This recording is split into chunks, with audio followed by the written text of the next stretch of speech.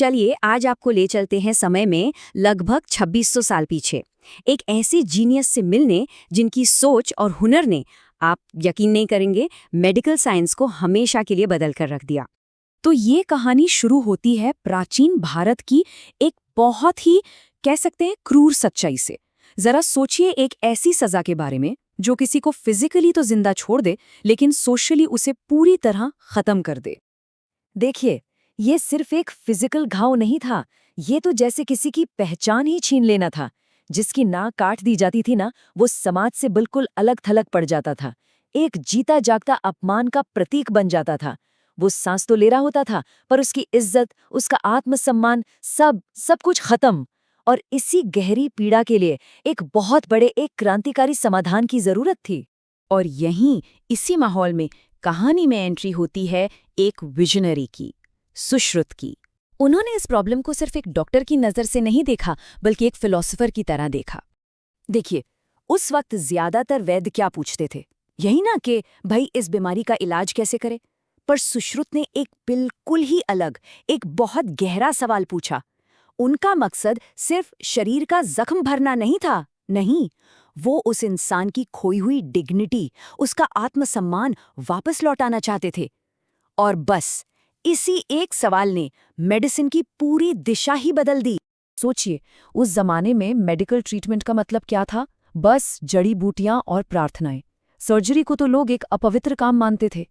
लेकिन सुश्रुत ने इस पूरी सोच को चैलेंज किया।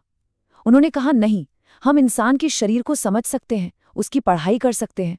और सर्जरी कोई चीरफाड़ नहीं है, ये तो एक कला है, किसी चीज को फिर से बनाने की, उसे संवारने की। अब अपने इस बड़े सवाल का जवाब ढूंढने के लिए सुश्रुत को कुछ ऐसा करना था जिसके बारे में उस समय कोई सोच भी नहीं सकता था। उन्हें मानव शरीर के रहस्यों को अपनी आंखों से देखना था, उसे समझना था। उनका फलसफा, उनकी फिलॉसफी बहुत सीधी थी। आप उस शरीर को ठीक नहीं कर सकते जिसे आप समझते ही नहीं हैं, है ना? और बस इसी एक सोच ने उन्हें अपने जमाने के सबसे बड़े टैबू, सबसे बड़ी सामाजिक पाबंदी को तोड़ने के लिए मजबूर कर दिया। तो प्रॉब्लम ये थी कि अगर इंसानी शरीर को काटना छीनना ही मना है, तो फिर कोई उसकी एनाटमी, मतलब उसकी अंदर की बनावट को समझेगा कैसे? और यहीं पर सुश्रुत का जीनियस दिमाग काम आया। उन्होंने एक ऐसा रास्ता निकाला जो सच में कमाल का था। तो उन्होंने क्या किया, जरा ये तरीका देखिए। बिना किसी छुरी या औजार के वो शरीर को धीमी गति से बहते पानी में रख देते थे, ताकि वो डिकम्पोज हो सके। और फिर जब शरीर नरम पड़ जाता तो वो बड़ी सावधानी से परत दर परत हटाकर मसल्स, नर्व्स, ऑर्गन्स सब कुछ समझते थे। मतलब कमाल की टेक्निक थी। और इसी अनोखे तरीके से उन्होंने जो ज्ञान हासिल किया, उसी ने उन्हें दुनिया का पहला एनाटॉमी टीचर बनाया।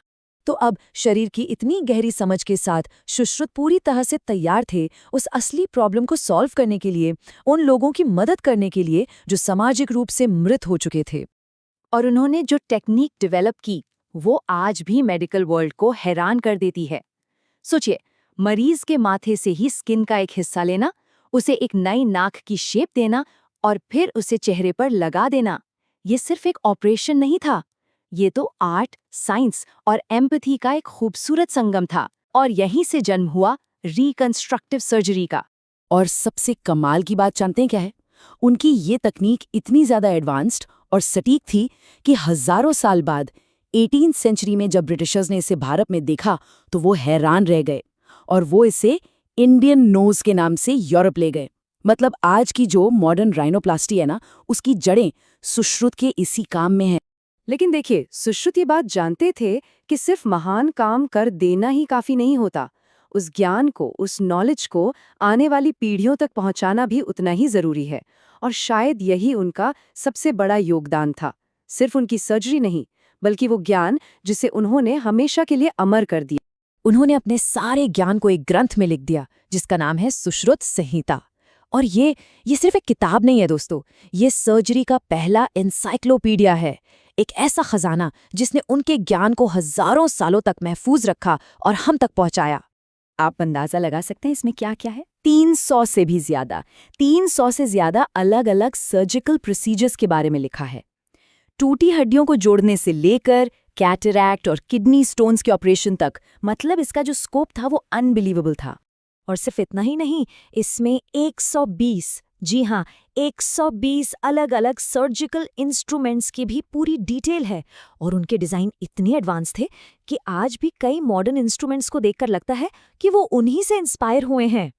और ज़रा उनके सिखाने के तरीके के बारे में सोचिए, कितना मॉडर्न था। वो अपने स्टूडेंट्स को सीधे इंसानों पर प्रैक्टिस नहीं करने देते थे। नहीं, पहले सब्जियों और फलों पर चीरा लगाना सिखाते, फिर चमड़े पर टांके लगाना और फिर मरे हुए जानवरों पर अभ्यास। अरे, ये तो आज की जो मेडिकल सिमुलेशन लैब्स होती है ना, ये उसका 2600 साल पुराना वर्जन था। कमाल। टेक्निक और स्केल से भी आगे बढ़कर उन्होंने एक सर्जन के लिए कुछ एथिकल रूल्स भी बनाए कि एक सर्जन को साफ सफाई का ध्यान रखना चाहिए, उसे शांत और सच्चा होना चाहिए, उसमें हिम्मत और हमदर्दी दोनों होनी चाहिए और सबसे जरूरी, मरीज का इलाज बिना किसी भेदभाव के करना चाहिए। ये वो सिद्धांत है जो आज भी मेडिकल एथिक्स की बुनियाद है। तो आप देखिए, सिर्फ एक टेक्निक की वजह से नहीं, बल्कि सर्जरी, टीचिंग और एथिक्स, इस पूरे कॉम्प्रहेंसिव अप्रोच की वजह से ही दुनिया आज सुश्रुत को फादर ऑफ सर्जरी और फादर ऑफ प्लास्टिक सर्जरी के तौर पर जानती है और सम्मान देती है। तो सुश्रुत की ये कहानी हमें एक बहुत ज़रूरी बात सिखाती है कि दुनिया में जो सबसे बड़े ब्रेक थ्रूज होते हैं ना, वो अक्सर नई टेक्नोलॉजी से नहीं, बल्कि एक नए सवाल से शुरू होते हैं।